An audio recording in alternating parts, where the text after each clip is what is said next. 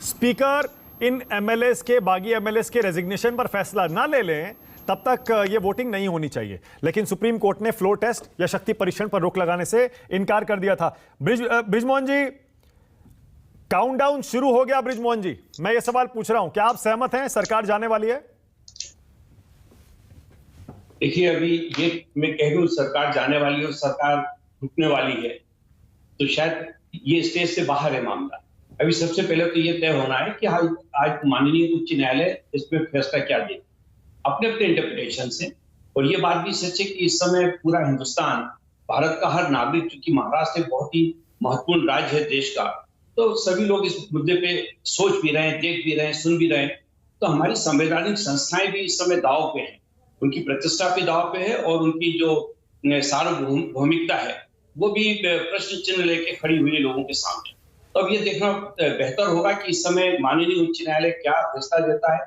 निश्चित रूप से उनका जो फैसला होगा उसके अनुरूप विधानसभा में कार्रवाई होगी। यदि वो कहते हैं कि कल शक्ति परीक्षण होना है तो शक्ति परीक्षण करना होगा, उसमें तो कोई आर्गुमेंट नहीं हो सकता।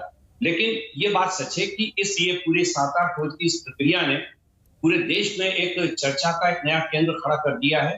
जैसे उसमें बात चल रही है कि अंततोगत्वा इतना खर्चा आखिर करने वाले लोग कौन थे, कौन इसके पीछे थे, किन लोगों ने ये पैसा खर्च किया। अच्छा बृजमोहन जी, मैं आपको आज ही की एक घटना बताता हूं। मुझे पता है क्योंकि आप तो काफी एक्टिव रहते हैं मीडिया, सोशल मीडिया में, आपको पता होगा।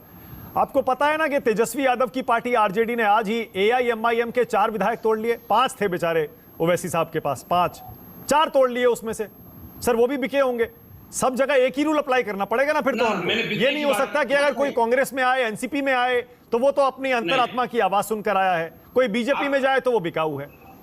नहीं मानव भाई, मैंने अभी बिकने का शब्द यूज ही नहीं किया। हाँ। मैंने आपसे ये कहा कि इसके पीछे जो खर्च हो रहा है आने जाने पे, लॉजिस्टिक पे, रुकने पे, रहने पे, मैं सोचता हूँ कि ये जो जिम्मेदार लोग हैं, जो चाल चरित्र चेहरे की बात करने वाली पार्टी है, जो स्वच्छता की बात करती थी, जो कहती थी कि हम राजनीति में भ्रष्टाचार को समाप्त करेंगे, आज उनके सामने भी मौका आ गया कि ये जो खर्चा हुआ है ये देश के सामने लेकर आए। कितना किसने खर्च किया, इसमें क्या था, कैसा था।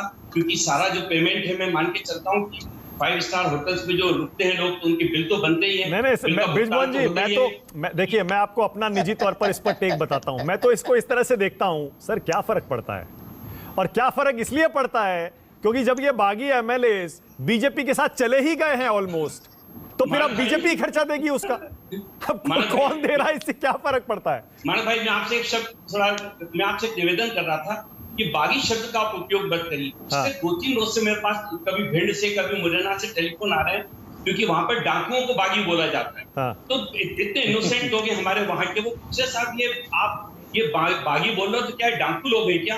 तो मैं ये चाहता हूं कि आप कृपया असंतुष्ट विधायक शब्द उपयोग करें। हाँ। जिससे कम से कम इनकी कुछ जो छोटी मोटी इज्जत बची है वो तो बची रहे। ये तो समाज में बहुत बड़ा हिस्सा है जो इस प्रकार से बात कर रहा है। भिंड, मुरैना, आगरा का एरिया है, कानपुर का एरिया बहुत बड़ा एरिया है। तो मैं सोचता हूं शायद आप इस बात से वाकिफ होंगे और अशोक भाई भी पक्के तौर से जानते होंगे इस बात को कि बागी शब्द का उपयोग कितना दुर्दांत माना जाता है, गलत माना जाता है। बृजमोहन जी